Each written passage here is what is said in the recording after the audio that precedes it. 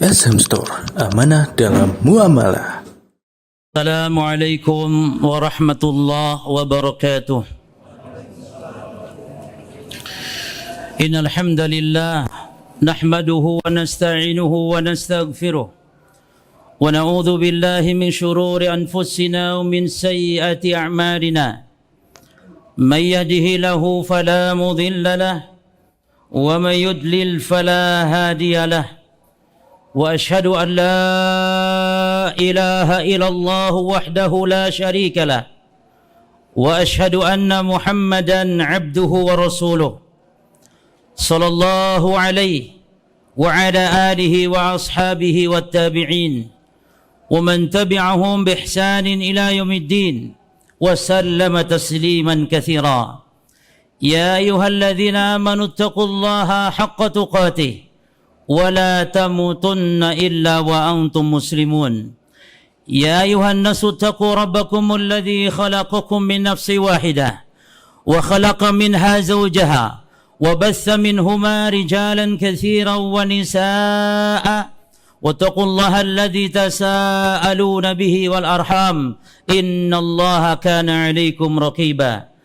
يا أيها الذين آمنوا اتقوا الله وقولوا قولا سديدا يصلح لكم أعمالكم ويغفر لكم ذنوبكم وما يطع الله ورسوله فقد فاز فوزا عظيما.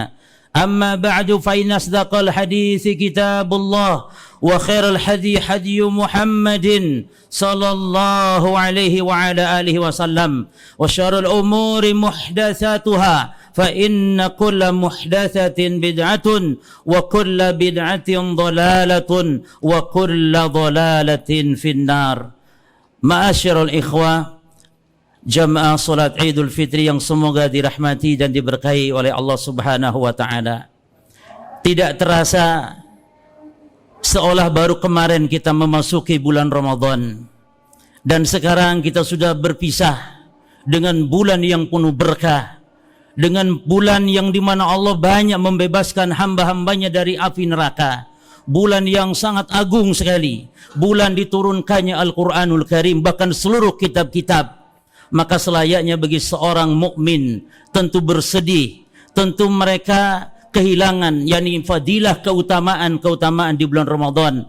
Berlebih lagi ada suatu malam yang dia lebih baik jika seorang muslim beribadah di malam tersebut daripada ibadah 1000 bulan. Oleh karenanya para jamaah sekalian, di antara pelajaran-pelajaran penting saat kita berpisah dengan bulan Ramadan, yang pertama adalah syukuri segala kemudahan dan taufik apa yang telah Allah anugerahkan kepada kita, dari mulai kita bisa berpuasa, mulai kita bisa tarawih, bisa membaca Al-Quran, bisa bersedekah, dan ini semua kemudahan, semua taufik. Kalau tanpa pertolongan dan inayah dari Allah mustahil kita bisa melakukannya. Allah Subhanahu wa taala mengatakan iyyaka na'budu wa iyyaka nasta'in. Hanya kepada Engkau lah ya Allah kami beribadah, dan hanya kepada Engkau ya Allah kami mohon pertolongan. Kata para ulama ahli tafsir, kenapa lafad pertolongan, lafad minta tolong digandengkan dalam lafad ibadah dalam ayat ini? Karena para jamaah li annal abda, karena sesungguhnya para hamba semuanya di dalam seluruh ibadahnya sangat butuh kepada pertolongan Allah Subhanahu wa taala. Lihtiyajil abdi fi jami' ibadatihi bil isti'anati billahi taala. Karena kita dalam beribadah sangat butuh kepada pertolongan Allah. Kita dalam beribadah menjauhi dosa dan maksiat pun sangat butuh kepada pertolongan Allah. Maka tanpa pertolongan Allah, innahu in lam yun'ihu Allah taala, kalau seandainya Allah tidak menolong kita, maka lam yahsulahu ma yuriduhu min fi'lil awamir wajtinabin nawahi, maka tidak akan tercapai, terlaksana apa yang kita akan kerjakan dari amal kebaikan, dan semua dosa dan maksiat yang kita tinggalkan tidak akan terjadi. Semuanya bukan karena kehebatan kita, tapi karena pertolongan taufik dari Allah Subhanahu wa taala. Maka syukuri para jemaah. Kemudian yang kedua, di antara pelajaran berpisahnya kita dengan bulan Ramadan adalah ambil pelajaran bahwa ternyata waktu ini sangat singkat dan terbatas. Demikian pula ajal kita para jemaah. Oleh karenanya, jadikan pelajaran dengan kita berpisah bulan Ramadan ini, maka ajal kita pun, nyawa kita pun, usia kita pun semakin hari, semakin datangnya minggu, semakin datangnya bulan dan tahun menunjukkan terbatasnya usia kita. Maka Nabi SAW memberikan wejangan kepada Ibnu Umar yang saat itu masih anak-anak. Kata Nabi kepada Abdullah bin Umar, kun fi dunya ka'annaka gharibun aw 'abir sabil. Kata Nabi, jadilah engkau hidup di dunia seolah-olah engkau pengembara, seolah-olah engkau perantau atau orang yang menyeberang jalan. Yani hanya sekejap saja engkau hidup di dunia. Maka para jamaah sekalian, para ulama mengatakan terkait hadis ini. Imam Ibn Rajab rahimahullah ta'ala beliau mengatakan, fa fi hadzal hadis aslun. Dalam hadis ini ada sebuah dalil. Dalam hadis ini memberikan sebuah dalil bahwasanya seorang muslim fi qisaril amal fi dunya, yani hendaknya seorang muslim pendek angan-angan dalam hidup di dunia. Jadi jangan panjang angan-angan seolah akan hidup selamanya. Seorang muslim tidak diperbolehkan, tidak pantas, kata Imam Ibn Rajab, annal mu'min la yanbaghi lahu an yattakhidha dunya maskanan wa watanan falyatma'in biha. Kata beliau, seorang mukmin tidak selayaknya, tidak sepantasnya hidup di dunia dijadikan sebagai tempat tinggalnya dan kampung halamannya. Seorang mukmin kampung halamannya bukan di dunia. Seorang mukmin kampung halamannya adalah di surga, di akhirat kelak. Maka tidak boleh seorang mukmin panjang angan-angan sampai seolah akan hidup selamanya sehingga merasa tentram nyaman hidup di dunia. Dunia jadikan sebagai ladang untuk pulang kita ke negeri akhirat para jemaah. Maka jadikan pelajaran dengan datangnya Ramadan, lalu kita sekarang berpisah dengan berRamadan, demikian pula usia kita. Lalu yang ketiga para jemaah sekalian, gabungkanlah antara harapan ampunan Allah, harapan amal diterima, namun juga tanamkan rasa takut kita kepada Allah Subhanahu wa taala. Karena demikianlah sifat orang-orang yang beriman. Dalam beribadah mereka takut amal mereka tidak diterima oleh Allah. Ini sifat orang-orang yang segera berbuat amal kebaikan. Allah taala berfirman tentang orang-orang seperti ini. Allah mengatakan, walladzina yu'tuna ma atau wa qulubuhum wajilah. Dan mereka orang-orang yang telah berinfak, memberikan apa yang telah mereka berikan, orang-orang yang telah beramal saleh, namun hati mereka takut gemetar. Aisyah Ummul Mukminin, ibunda kita, bertanya kepada Rasulullah SAW, siapa yang dimaksud orang beramal tapi kok takut? Aisyah mengatakan, ahumul ladzina yushribunal khamra wa yusrikun. Wahai Rasulullah, apakah yang dimaksud ini mereka orang-orang yang rajin ibadah tapi juga suka mencuri? Rajin ibadah tapi suka mabuk-mabukan juga, sehingga mereka ibadah tapi takut juga? Kata Nabi, la ya bintas Siddiq, bukan itu maksudnya wahai Aisyah, kata Nabi.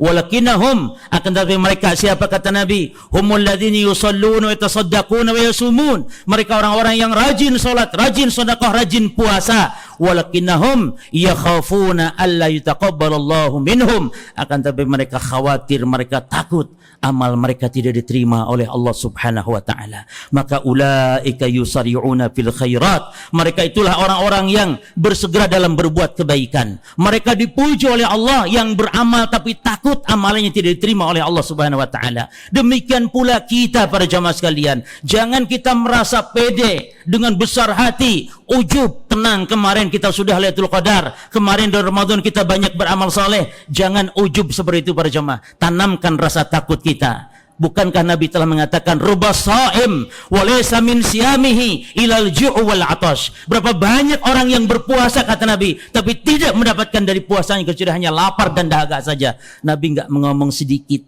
Nabi tidak bicara sedikit. Kata Nabi, banyak orang Islam yang berpuasa namun tidak dapat apa-apa dari puasanya. Apa tidak takut kita dengan hadis seperti ini para jemaah? Nabi juga mengatakan, man lam yada' qaula zur wal amala bih falaysa lillahi hajatun fi an yada'a ta'amahu wa syarabahu. Siapa yang tidak meninggalkan perkataan sia-sia, ucapan-ucapan dosa, perbuatan-perbuatan maksiat ketika berpuasa, maka Allah tidak butuh dari dia menahan laparnya, Allah tidak butuh dia menahan hausnya.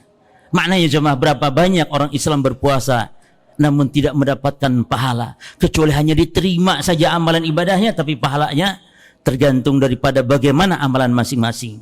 Oleh karenanya para jemaah, tanamkan rasa takut kita dalam kita beribadah kepada Allah.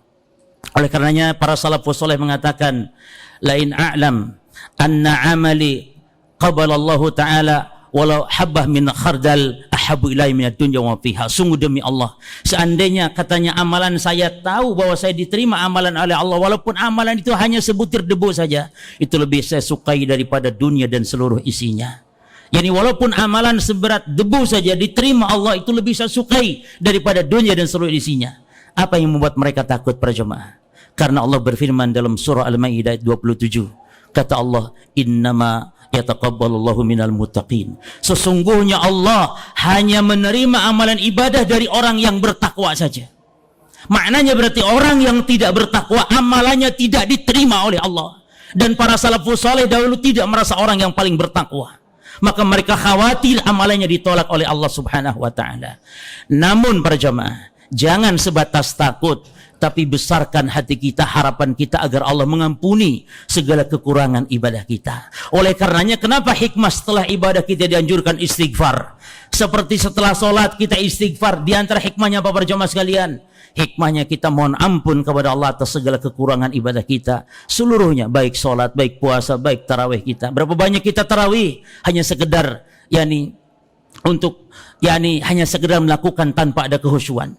Maka Nabi mengatakan, waruba qaim walaysa min qiyamihi ila ta'bi wasahar. Berapa banyak orang yang tarawih namun tidak dapat dari tarawihnya kecuali hanya capek saja, kecuali hanya begadang saja. Maka tanamkan rasa takut, tapi besarkan harapan kita, perbanyak istighfar para jamaah sekalian. Oleh karenanya Nabi mengajarkan kalau selesai solat apa? Thauban radhiyallahu anhu mengatakan, kana Nabi sallallahu alaihi wasallam idzan sarafa min salati istighfara thalathan, thumma qala Allahumma antas salam wa minkas salam, tabarakta ya dzal jalali wal ikram. Rasulullah kalau selesai solat menghadap ke kanan, menoleh ke kanan, ke kiri, selesai assalamualaikum, assalamualaikum, beliau langsung istighfar 3 kali. Dan beliau mengatakan Allahumma antas salam wa minkas salam, tabarakta ya dzal jalali wal ikram. Maka di antara pelajaran para jemaah sekalian, tanamkan antara harap kita kepada Allah agar amal diterima oleh Allah dan juga rasa takut kita. Di antaranya lagi pelajaran ketika berpisah dengan bulan Ramadan para jemaah adalah hendaknya tetap istiqomah dalam beramal.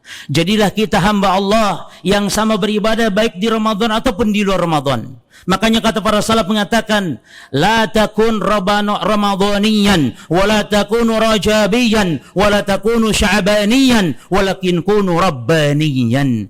Janganlah kamu hanya nyembah Allah di bulan Rajab saja. Jangan kalian hanya nyembah Allah di bulan Sya'ban saja. Jangan kalian hanya nyembah Allah di bulan Ramadan saja. Tapi jadilah kalian hamba Allah yang menyembah Allah kapanpun. Karena tidak ada batasan ibadah kita seorang mukmin kecuali ketika kita meregang nyawa. Oleh karenanya Allah berfirman, wa'bud rabbaka hatta yatiyakal yakin. Dan beribadahlah kepada Allah Rabbmu sampai datang kepada kalian al-yakin. Al-Imam Hasan Basri rahimahullah ta'ala beliau mengatakan tentang ayat ini para jemaah. Beliau mengatakan, innallaha lam yaj'al li'amalil mu'min ajalan dunal maut. Sesungguhnya Allah tidak pernah membatasi amalan seorang mukmin kecuali kematian saja. Lalu beliau membacakan firman Allah, wa'bud rabbaka hatta ya'tiyakal yakin. Beribadahlah kepada Allah sampai datang kepada kalian kematian. Yakni para jemaah, tidak boleh orang Islam kalau di Ramadan rajin ke masjid, setelah Ramadan tidak lagi ke masjid. Tidak boleh orang Islam kalau masuk di Ramadan dia rajin ibadah. Semua dilakukan, tapi selesai Ramadan tinggalkan baca Qur'annya, tinggalkan sedekahnya. Tidak demikian para jemaah. Tapi tetap istimrar, tetap istiqamah, tetap ajak kita dalam beramal. Dan ini amalan yang paling dicintai oleh Allah Subhanahu wa taala. Nabi SAW mengatakan, ahabbul amali ilallah ma'adwamu ala ashabiha wa in qalla. Sesungguhnya amalan yang dicintai Allah adalah amalan yang ajak, amalan yang istiqamah, yang dawam, yang terus, walaupun sedikit para jemaah. Walaupun sedikit. Makanya seorang muslim kalau di bulan Ramadan tarawih sampai 11 rakaat barangkali, maka setelah Ramadan tetap kita sholat malam, tetap kita tahajud walaupun hanya 1, 3, 5 rakaat saja. Ketika di Ramadan seorang muslim baca Quran, Masya Allah 1 hari 1 juz, maka setelah Ramadan tetap baca Quran walaupun dikurangi porsinya, mungkin hanya sehari separuh atau bahkan sehari hanya 1 lembar saja, tapi tetap membaca Al-Quran. Demikian pula para jemaah tentang sedekah, tetap seorang muslim bersedekah. Karena memang benar bahwa Ramadan seorang muslim dimudahkan dalam ibadah-ibadah mereka, karena dia musim-musim yang berkah.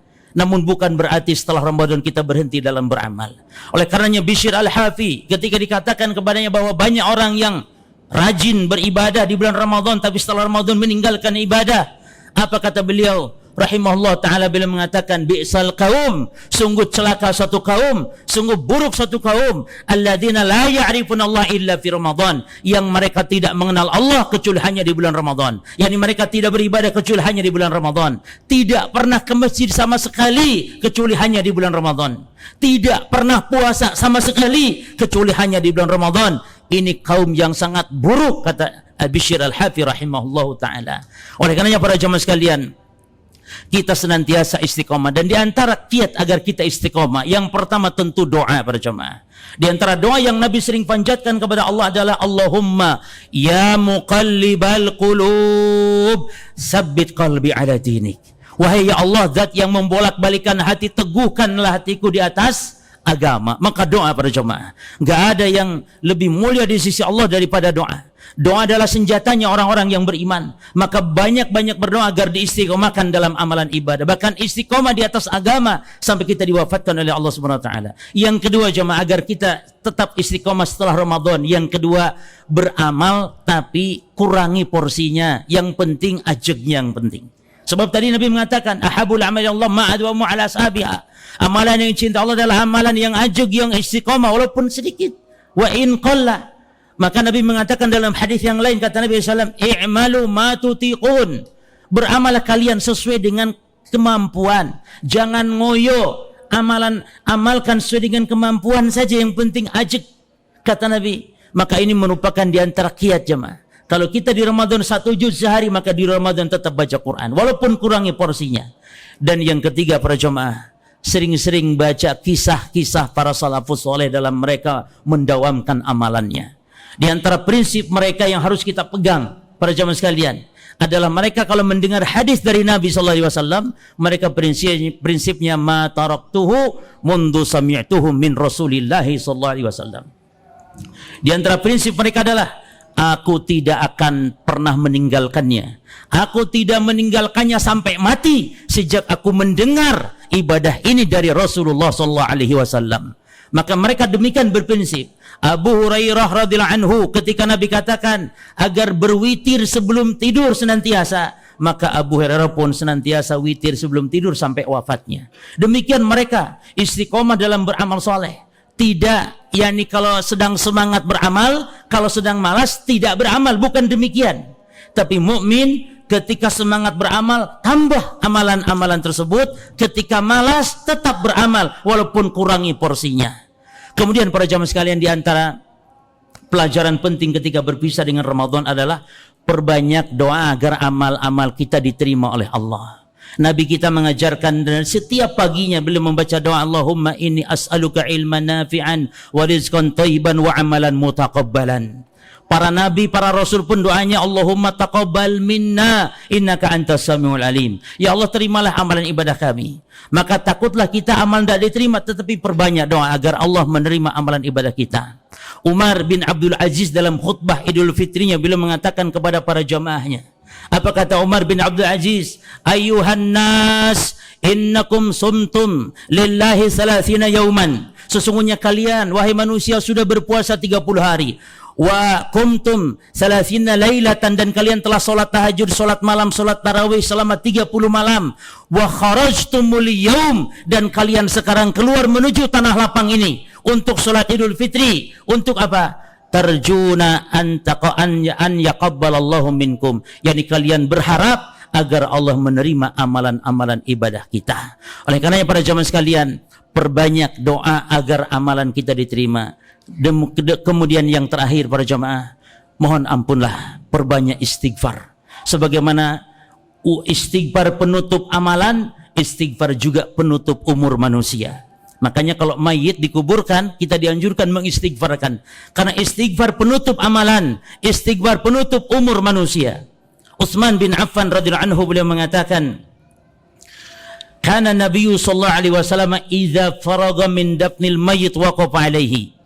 Nabi kalau selesai kuburkan jenazah, beliau berdiri di atas kuburnya, tidak langsung pulang. Berdiri di atas kuburnya. Thumma qala, lalu beliau bersabda kepada para sahabatnya, istaghfiru li akhikum wassalu lahu tasbita fa innahu al-ana yus'al. Kata Nabi, mohonkanlah ampunan untuk saudara kalian ini dan mohonkanlah keteguhan kepada Allah untuk saudara kalian ini, karena sekarang ini kata Nabi, dia sedang ditanya oleh Munkar dan Nakir, sedang mendapatkan fitnah atau ujian alam kubur. Maka istighfar penutup umur, istighfar juga penutup amalan. Maka di bulan di tanggal 1 Syawal ini, di hari raya Idul Fitri ini, perbanyak istighfar atas kekurangan-kekurangan kita selama bulan Ramadan.